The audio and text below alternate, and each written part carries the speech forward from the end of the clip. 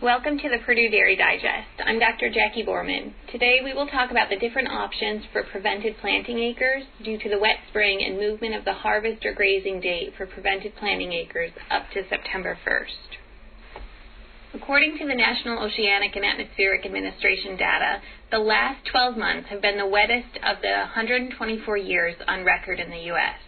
What that means for dairy farmers in the Midwest, and I'm sure in other places of the U.S., is that we are very delayed for planting, and the corn that is planted is shorter than normal. The governor of Indiana has asked the USDA to declare almost all counties in Indiana as a natural disaster from flooding and more than normal rain. This will open up some more funding opportunities for farms that were impacted by these flood conditions. While we are having hot, humid days now with plenty of growing degree days, there are still considerable amount of acres that have not been planted yet, and it is too late to expect to harvest for corn silage.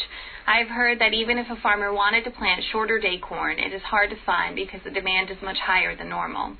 Much of these acres may have been eligible for prevented planting insurance, where a farmer has acres insured and decides not to plant the crop because weather prevented it from being planted in a time frame that would allow for acceptable yields.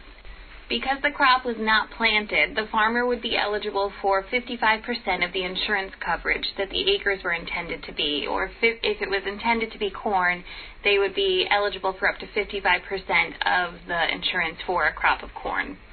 Typically, on these prevented planting acres, a farmer can then choose to plant a cover crop and harvest or graze it after November 1st and still receive the prevented planting payments. The other alternative is to harvest prior to this November 1st date and receive a smaller portion of the insurance payment.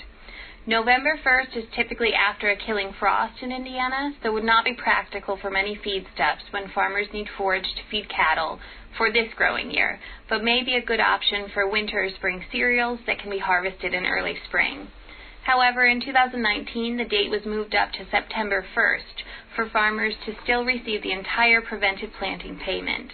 The movement of the prevented planting harvest date up 2 months has opened up many options for planting cover crops that can be harvested or grazed as forage this year. Corn and soybeans can actually be planted as a cover crop and can be grazed or harvested. Because you are not intending to develop the grain, you would need to plant in 15-inch rows, so much narrower rows, and plant at a lower seeding rate of 60 to 80,000 seeds per acre in order for that soybean or corn to be a cover crop that would prevent erosion and also provide enough tonnage for forage. Another option is to plant brassicas like turnips, kale, or radishes.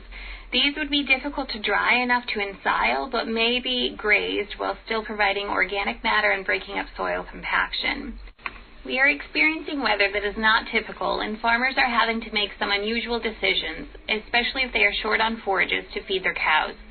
While we don't know when frost will hit this year, we do know that there will be many farms short of forage, not only because of less acres and expected less tonnage of corn silage, but also because of late first cutting of legumes and grasses.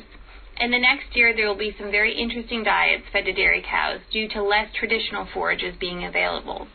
In order to make the best decision for your farm, talk to crop advisors, extension, field agronomists, and nutritionists, and especially your insurance provider.